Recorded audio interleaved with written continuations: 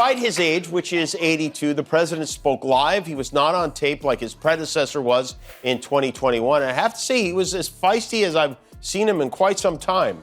I'm staying in the race. Well, they do say the third time is the charm. And half staff for Trump's inauguration because there's a traditional 30-day mourning period following a president's death. Jimmy Carter passed away on December 29th. Donald Trump, meanwhile, is getting ready for his big quinceañera. He really has his party by the inaugural balls. Picture this. It's 2024, and Elon Musk has an office in the White House. No, this isn't the plot of a bad sci-fi movie. It's real life, baby.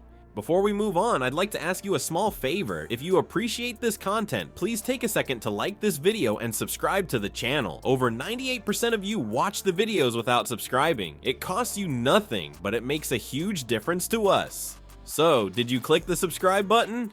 Great. Thank you so much. Now, back to the video. That's right, folks. The guy who can't even keep Twitter running smoothly might soon be overseeing federal spending. What could possibly go wrong? Maybe he'll suggest we colonize Mars to solve the national debt. Alright folks, buckle up because we're about to take a wild ride into the land of billionaires and politics. Guess who might be getting his own office in the White House? None other than Elon Musk, the guy who thinks buying Twitter is a totally normal Tuesday activity. Now you might be wondering, wait a minute, isn't there supposed to be some kind of separation between government and filthy rich dudes? Well, apparently in Trump's America, that's about as outdated as a flip phone. It's like they're turning the White House into a fancy WeWork for billionaires. Picture this, Elon strolling into the Oval Office, redecorating it with posters of Mars and little toy rockets. Mr. President, we need to discuss the budget, but Trump's too busy tweeting about how unfair the fake news media is treating him. Donald Trump immediately took credit for it. He posted about it even before the White House announced it. We are now in the final days of the Biden presidency. The president tonight delivered what the White House was calling his farewell address. I'm staying in the race. Well, they do say the third time is the charm. To start a new life as the stammering owner of a small-town general store. Meanwhile, Elon's in the corner, plotting how to turn the Washington Monument into a giant Tesla coil. But here's the kicker. Musk isn't just there to make the place look cool. He's expected to have a say in government spending. Yeah, the same guy who thought it was a brilliant idea to sell flamethrowers to the public. What could possibly go wrong? And let's not forget Musk's knack for, shall we say, interesting ideas. Remember when he suggested nuking Mars to make it habitable? Let's hope he doesn't get any bright ideas about solving climate change here on Earth. Have we tried turning the atmosphere off and on again? As if having a president who can't stop tweeting wasn't enough, now we might have a tech bro making policy decisions. It's like letting your weird uncle who believes in lizard people run the country's science program. But hey, look on the bright side. At least the Wi-Fi in the West Wing will be super fast. Maybe they'll replace the Secret Service with those creepy robot dogs from Boston Dynamics. Nothing says land of the free like being chased down Pennsylvania Avenue by a pack of mechanical hounds. All jokes aside, this cozy relationship between billionaires and government bigwigs is raising some serious eyebrows. Critics are worried that it's giving the super rich way too much say in how the country is run. It's like democracy, but with a VIP section for anyone with a net worth over $1 billion. And let's not even get started on the potential conflicts of interest. Musk's companies do a ton of business with the government. Having him oversee spending is like putting a fox in charge of the henhouse. If the fox also owned the farm, the tractor company, and the local KFC franchise. Despite his age, which is 82, the president spoke live. He was not on tape like his predecessor was in 2021. And I have to say, he was as feisty as I've seen him in quite some time. So you know the flag, the American flags on all federal buildings, they're supposed to be at half staff. But Trump threw such a tantrum about it, Speaker Mike Johnson ordered all U.S. flags at the Capitol to fly at full staff on Inauguration Day.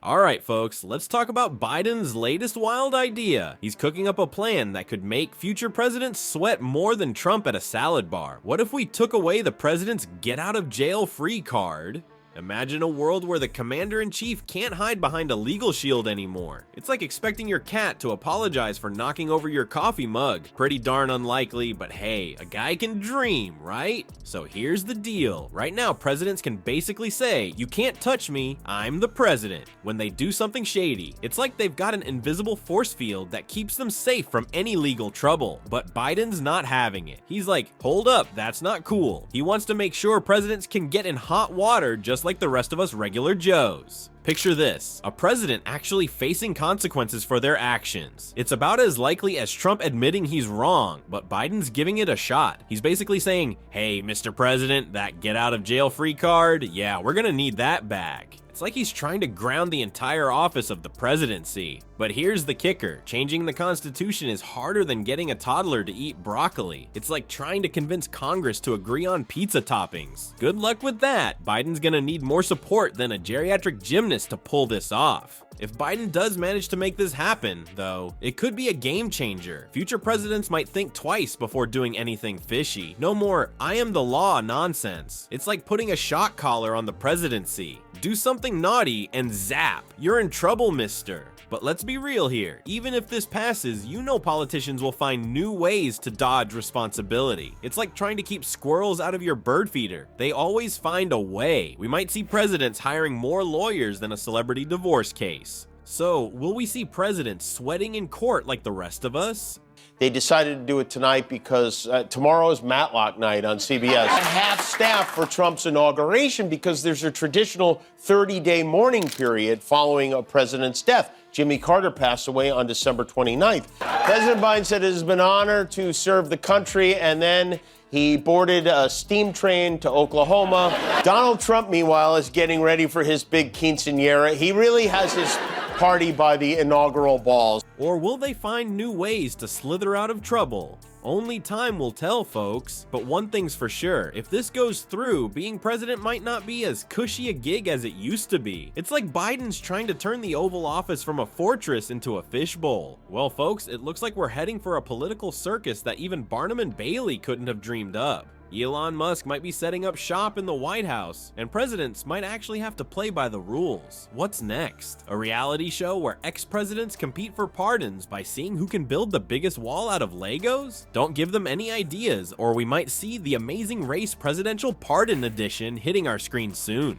But seriously, in the world of politics, truth is often stranger than fiction. We've got billionaires potentially calling the shots, and presidents potentially losing their get-out-of-jail-free cards. It's like a game of Monopoly gone wild, but instead of Park Place, they're fighting over Pennsylvania Avenue, and so keep your eyes peeled and your BS detectors on high alert, because in this political funhouse, you never know what's coming next. Maybe we'll see Trump selling MAGA branded flamethrowers, or Biden challenging Musk to a push-up contest for control of the Oval Office. In politics, as they say, expect the unexpected, and maybe pack a sense of humor, because you're gonna need it.